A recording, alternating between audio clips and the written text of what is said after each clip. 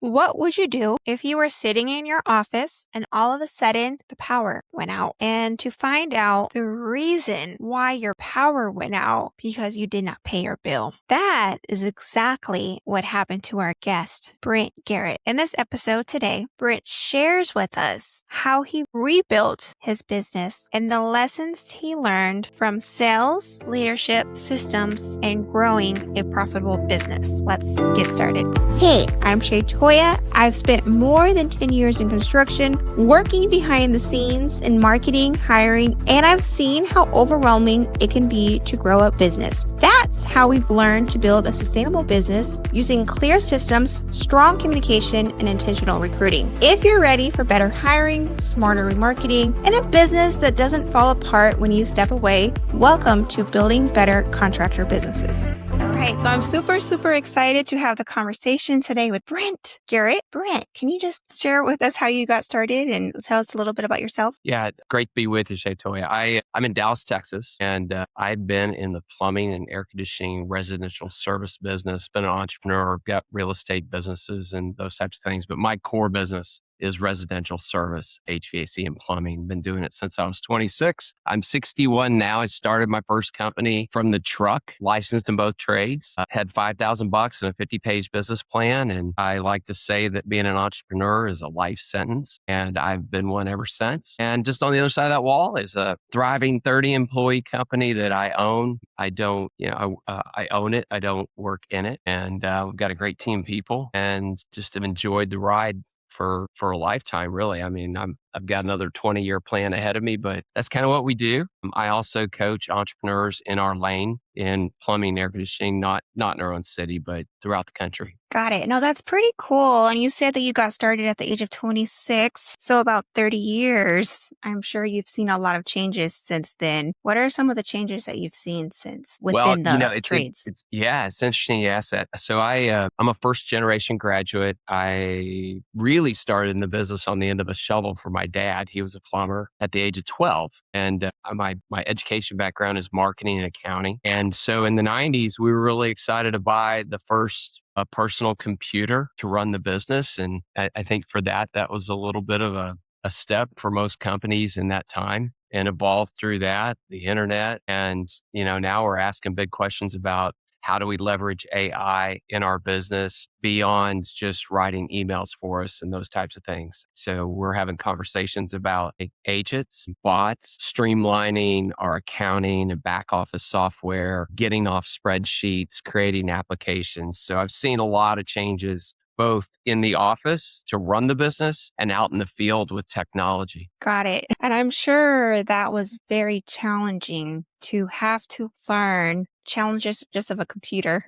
Like I could only imagine. And when it comes to AI, what are the tools that you guys are currently using for those AI agents? Yeah, we're primarily in 3 different groups and integrating and working together. So we have a back office software called Field Pulse. It's referred to out in the market as Service Titan Lite, and we thought it was the right software for us. We spent 18 months and before we made a shift to a new software and technology and considered Service Titan heavily, but we found that the cost and the back end design for that, we were better suited with Field Pulse. And I think it was a good decision. The second piece obviously is QuickBooks. And, we're doing a lot of mapping on transactions that are happening without people actually keying it in or hard coding it. And then I know it sounds kind of remedial, but we leverage Google Suites. So all of our platforms are the Google Suite environment, obviously leaning in on Gemini, and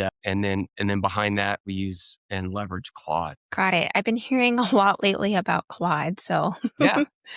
Yeah, I mean, I don't know that I'm skilled enough to go an inch wide and a mile deep, but I think ChatGPT and Claude, a couple others for AI agents, Codex, those types of things that are the higher level items are the leaders. And I couldn't tell you which one's the best. We decided to stay in the Gemini environment and just kind of migrated to Claude. So off the recommendation of some other folks. Got it. I've recently just learned about that. So that's pretty cool. And then Brent, you talk about a 1 million wake up call. What happened? Yeah, that business that I first started, I sold it to a Fortune 300 company, joined their team, got a lot of executive experience, some good corporate experience, a little bit of polish that came along with that. But then went on to be a CEO of a real estate management company and multifamily company in the Southeast. But I was always being called back to small business ownership and owning my own P&L and being involved. So my wife and I, Jenny,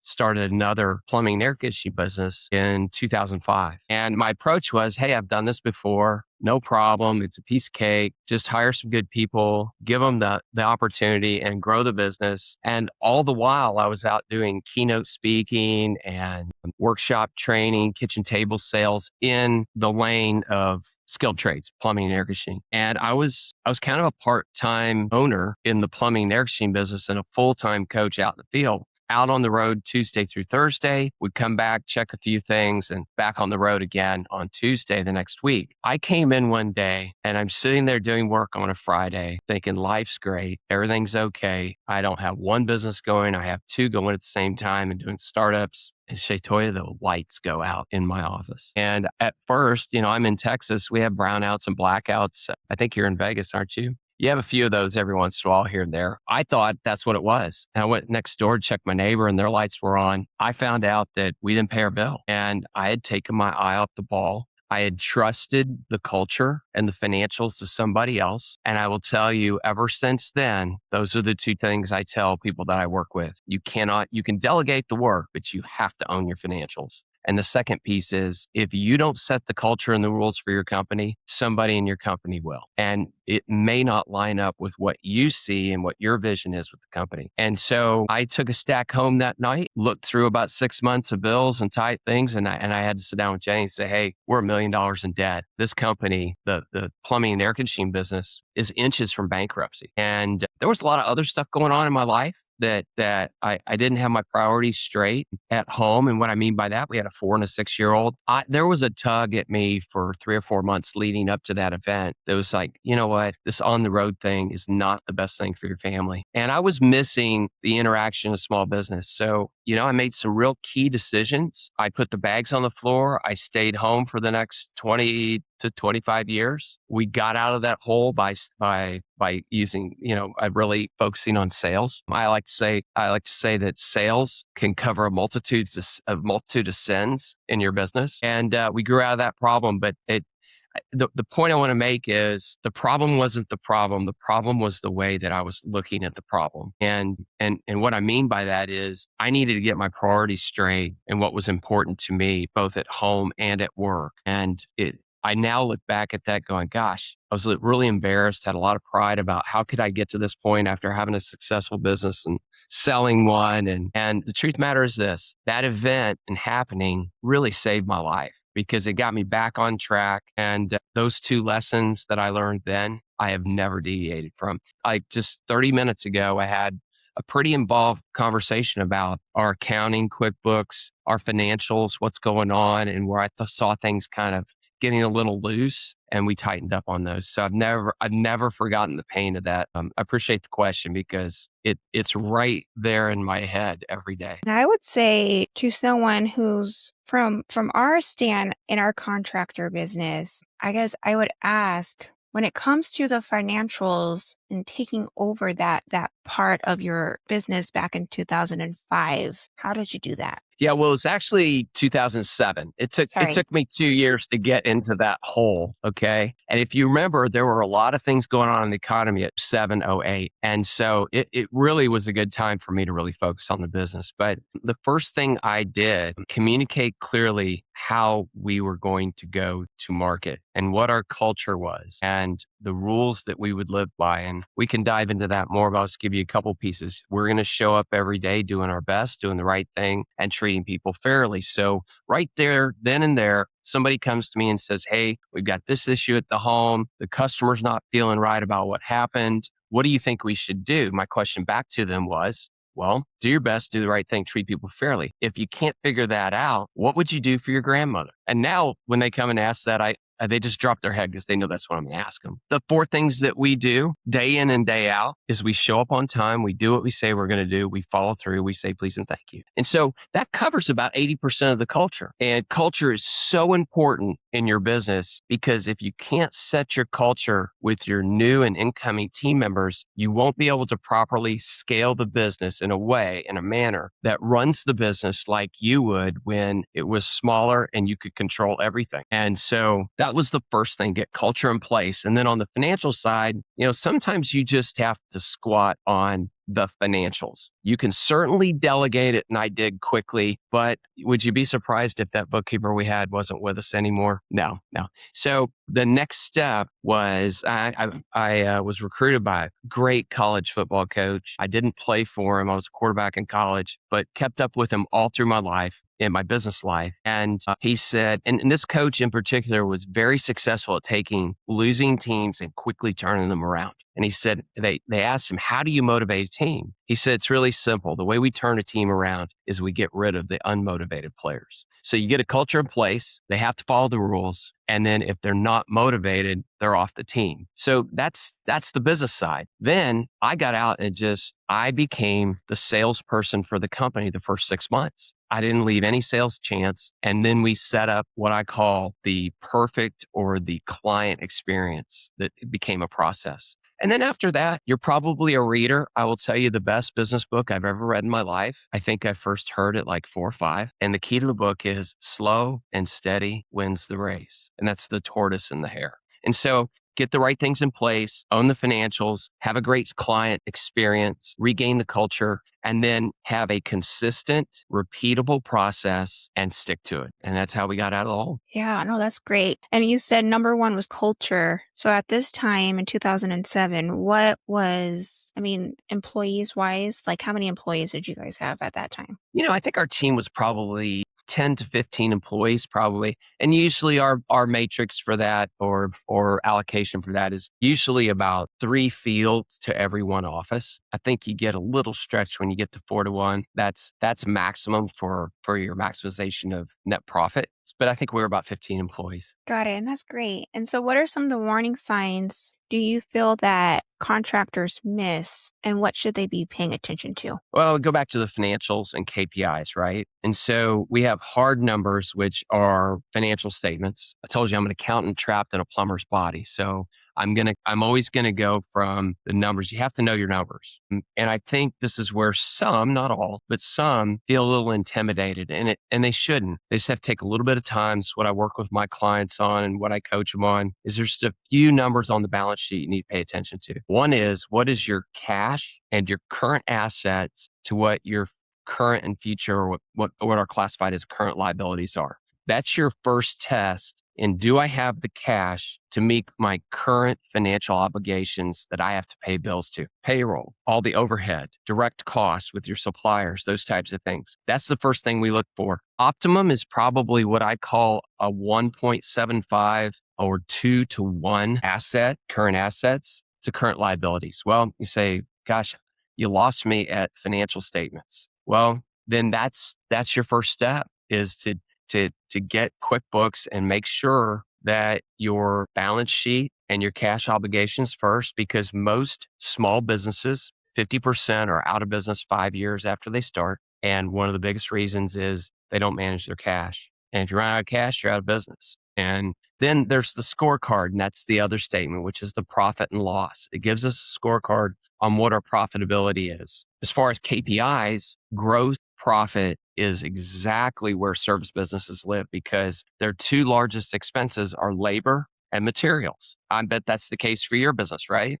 We're in different businesses, but we're a service business, right? And so would you agree with me? If we're not priced right and we don't know what our labor percentage is and our material percentage, it doesn't really matter about overhead. We're going to be out of business anyway. And so you have to have a good grasp of your gross profit because your gross profit percentage is what drives your pricing. You say, wait a minute, Brent, I'm a plumber. I got in this business because I know how to fix things. This is where most small businesses get to this point called the messy middle. When they scale their business, they grow a little bit, they add some trucks, they've got some employees, and they're a little further down the road. They hit the ceiling of complexity. There are a lot of things going on outside of them. And if you have a philosophy, well, if I've got money in the bank, I'm doing well. If I don't, I'll figure it out. That is not a plan at all. So yeah, that's then on the KPI side for out in the field is how many completed calls per day? What's our average truck revenue per day, per week, per month? And then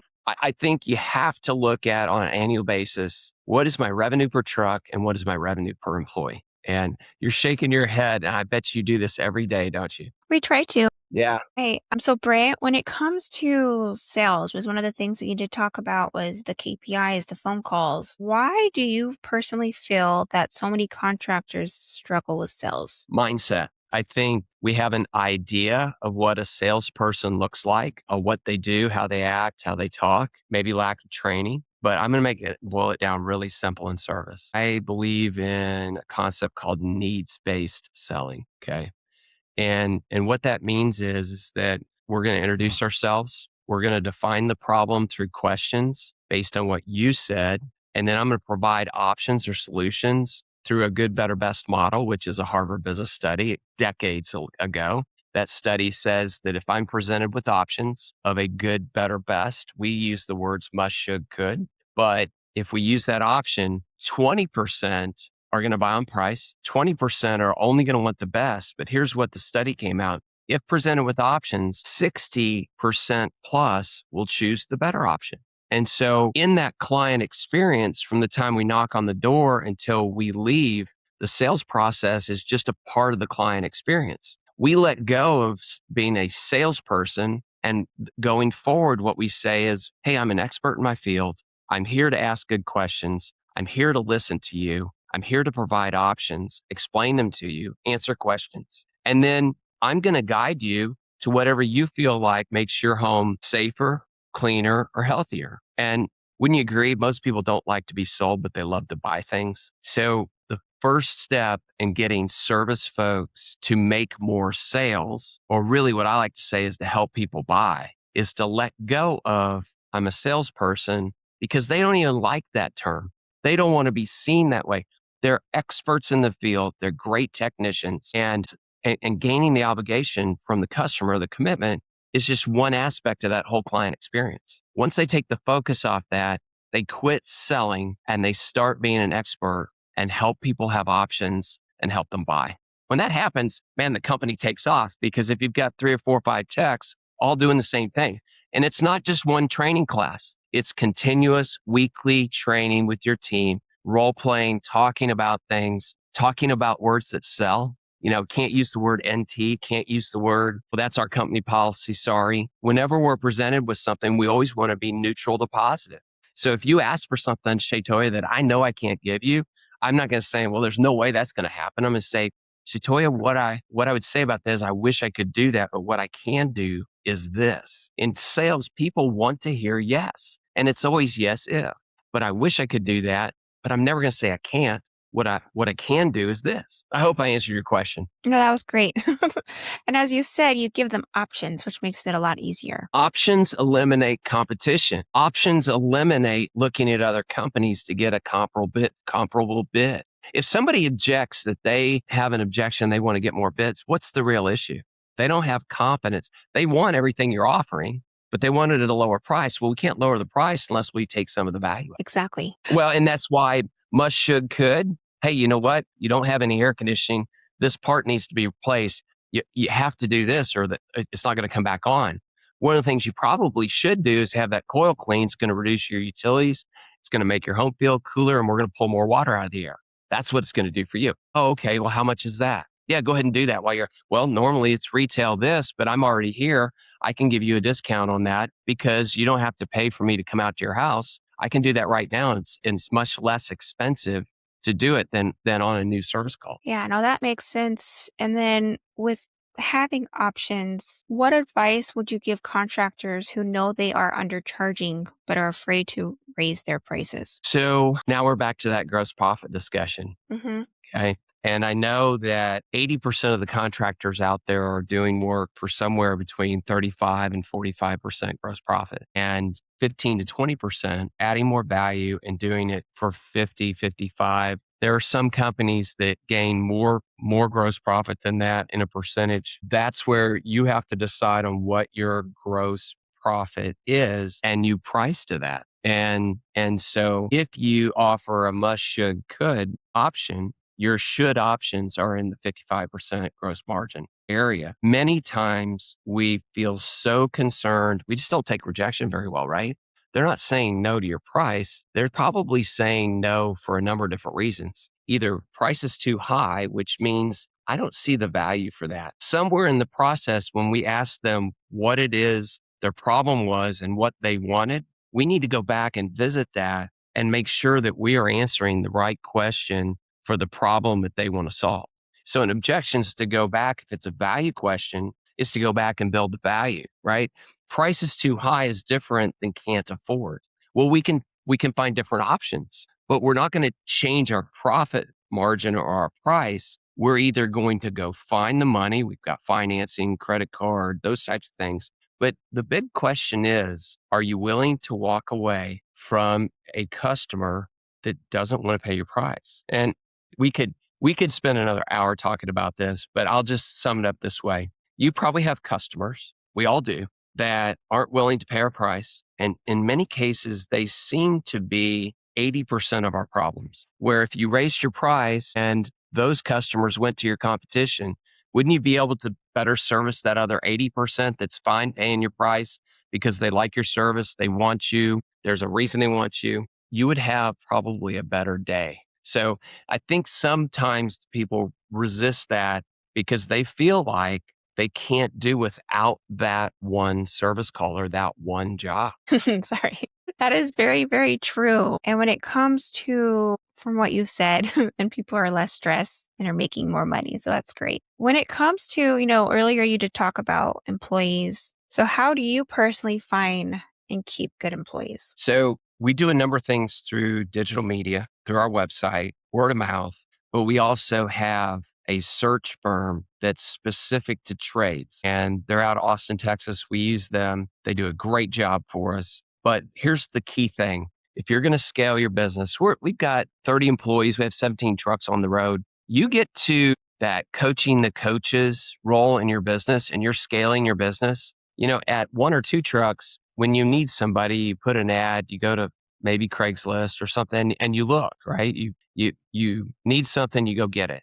That can't be the case when you get to that next wall or two. It's just like marketing, but in recruiting, it has to become a daily and weekly investment of time, constantly looking for talent so that you start building a file. I mean, you know who's in your area and you communicate with them on a weekly or a monthly basis. Say, hey, we don't have anything right now. You really interviewed strong with us. Would you still be open to us contacting you if we have an opening? So that we're not having a cold conversation with somebody. Of course, we're going to talk to candidates and we want to have at least 3 to 7 interviews for every position. But we have to shift at a certain point to look at recruiting as an investment, not an expense. And as if you're in a service business, when you start thinking about that truck revenue, you're bringing someone on to run a small little business for you. And you want the right person. And it's very expensive to replace that person, their team member, I should say. Yes, we've been there. It's expensive. Yeah, it's very expensive. When it comes to, you talked about employees and keeping good employees, but when it comes to systems, we hear a lot of like working in or working on your business. What are some of the systems that you believe a contractor should put into place when they're constantly putting out fires? So I work with small business owners, and primarily the area that I work is when they're in what I call the messy middle. And that's kind of that third phase of growth or stage. And here's what it looks like. And it's not necessarily a number, although in every industry, there is a number that kind of starts to appear, right? In my business, and I'll just use it for a marker, is, couple trucks, 2 or 3 trucks in a business owner, they're doing somewhere between, and this is about 80% of the business, somewhere between maybe 400,000 and 800,000 a year in revenue. And they're making decent money. They're probably making just over six figures, and that's net income plus what the work they're getting paid for to do. They're still technicians or salespeople, and that's a really good spot to be in. But you own a job there. As you move and start adding people because you're doing a good job and you're growing customers, you wake up one day, you're $1.5 million. You're working twice as hard as you were when you had 3 trucks. You're making half the money you were making when you had 3 trucks. And you're going, why am I doing this? Why am I doing this? I call that the messy middle because they hadn't prepared, they hadn't saved capital, because you want to get through that messy middle as quickly as possible and get to coaching the coaches. Well, what do we do in the messy middle? To answer your question, you probably know this personally, that you wear a lot of different hats when you own a small business. Which hat, Shaytoya, do you least like the most? That's where you have one. I was thinking the least favorite hat that I would probably say the I don't like the letting the go the people. I would say that's So handling HR issues. yes, Yeah. exactly. So, and that's just a lot of negative energy for you, right? Yes. Yeah, and that might have to be a part of that decision. But what I'll do with folks in the messy middle is we'll identify those 2 or 3 hats that you don't like. You probably, if you admit it to yourself, you're probably not very good at it. And it's such an energy drain. You go, why am I doing this? Well, let's work there. Let's start getting rid of the hats. Guess what? Shaytoya, there are people who absolutely love to do that. They love talking about benefits and they love doing payroll and they love handling that part of the business.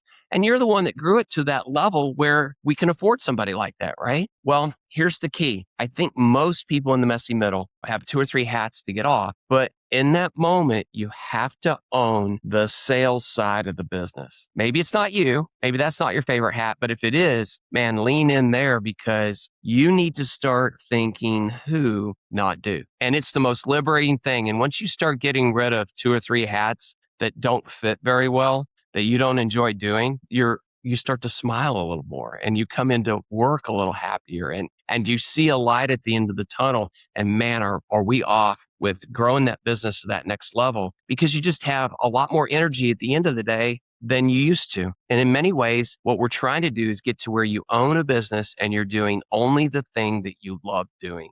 And I bet there's one thing, Shaytoya, in your business and everybody else's business that if I did it from 8 in the morning to 5 o'clock at night, I'd be just as energized and refreshed because it's not hard to you. It just comes natural. Everybody has that. There's a unique ability that everybody has that people look at you and they go, man, you're really good at that. I can't imagine anybody else doing that. And you probably could tell, you were able to tell me the HR, what's the one thing in your business that you really love to do? For me, I would say just the relationship building, connecting with others. Yeah, and you have internal customers. That's the team that's delivering it out there to the customers every day. And then you have your external customers. Relationships are all sales is, in my opinion. There are 3 things that have to be in place for people to buy from you. And let's talk about internal customers. People have to buy into what the owner believes in the business. Here are the 3 things, whether I'm selling outside or inside, meaning to team members or to customers. Value has to exceed price. My working here has to be of a higher value than the cost of what I'm exchanging with my time. For the customer, it doesn't have to be a lot, but value's got to exceed price. Second thing, and this is the one that we overlook, are you likable? Do they want you for their problems, whether internally or externally? That customer needs to like who they're spending money with or spending time with. And then the last thing, you just got to make it affordable. So that's how how people move through out of that messy middle. It's certainly how they have to organize. And so what's happening is they're moving from thinking who, not do. That's really hard for a lot of business owners because they derive a lot of self-worth. They're self-reliant.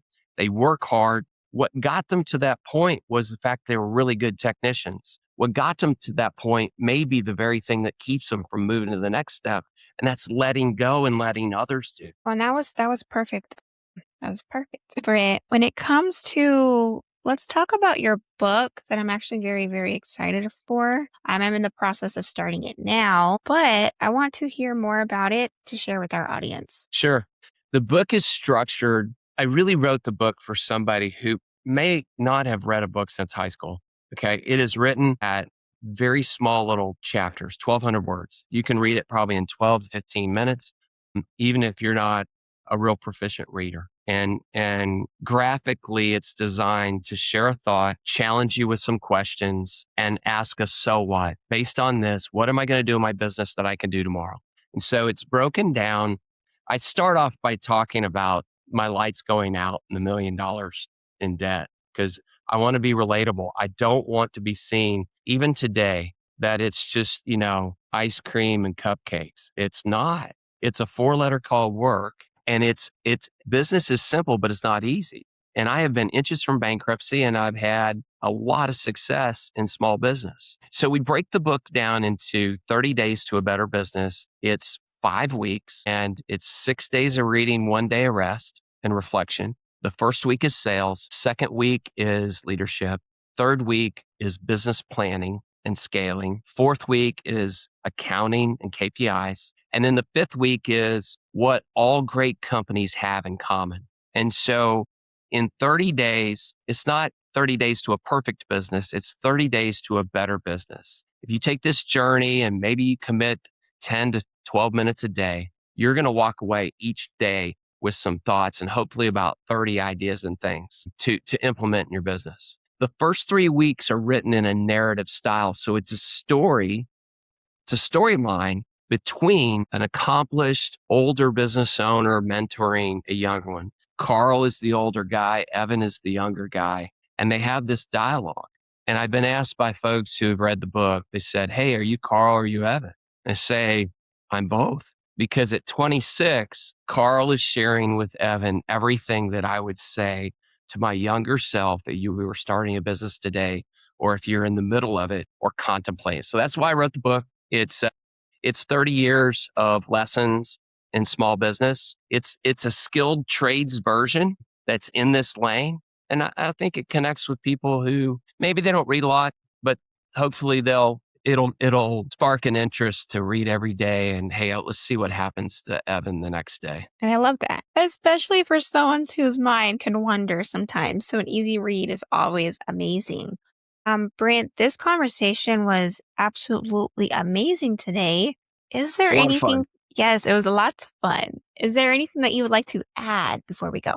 You know what? We talked about the book. I believe in something called natural law. And natural law says that there is an order to the world. And you can go back to 4000 BC, Aristotle, Plato. This idea is nothing new. Okay. Thousands of years ago, we were contemplating. So let me see if I can boil it down a little bit. I believe there's an order to the world, and there's physical evidence of that. Okay. Let's just take gravity, for instance. You and I probably believe in the law of gravity. And for those who want to talk to me and say, I don't really believe in that natural law thing, you and I want to stand out in the parking lot, watch them get on a two-story building, and we'll see if we can prove their theory. And so we all know what's going to happen with gravity. There are also those things in natural law that are unseen. They are the things of physics. They are the things of light and movement. And we're learning a ton about that and things that we don't know. But in all of that, through this understanding natural law, it was said around 1000 AD that people who tend to do the right thing, choose a win-win agreement, or choose what's right and should be right in the world. Good things tend to happen to those folks. And it's not transactional. I don't do it here and get that, right? But over time, I make choices every day and better things happen to me. The flip side of that is some folks try to get there quick. They try to do it the easy way. They try to think win, lose. I'll trick somebody. Those folks just seem to, over time, think they're getting ahead, and they might get ahead a little bit, but the world just doesn't, it seems to smack them down. I believe in that natural law. That book is written about that. It's the way I run my business. I can certainly talk to somebody about that. There are lots of different reasons I believe that's here in the world, but the book's theme does point toward doing the right thing, doing your best, and treating people fairly. I work with a community of business owners in skilled trades that are wanting to grow and scale their business without compromising their values. And that's probably what I'd want to leave with them. And I love that. I love that a lot. And Brent, for people who are looking to connect with you, how do they do that? It's real simple. Go to BrentGarrett.com. There are buttons everywhere that says connect with Brent. I'll have a free conversation with you. If you've heard anything you want to talk about, it won't cost you a thing. And we'll talk about your business for 30, 40 minutes. At a certain point, I will share the things I heard you say. I'll give you some options about what you can do with your business. And I'll give you a free version of 30 Days to a Better Business. And that's how you can get in touch with me. Well, Brent, today was amazing, and thank you. Thanks so much for having me on. I appreciate it. Of course. And good luck with your business. Thank you. You too. Let's keep in touch. If you believe that this episode brought you real clarity, be sure to share it with another contractor who also needs it. And if you want to keep this conversation going, be sure to join our community of contractors inside Building Better Contractor Businesses Facebook group. This is a community where we talk through the real problems that you are having in your business. The link will be found in our show notes. And remember, we are not just completing projects. We are building better contractor businesses. I will see you next time.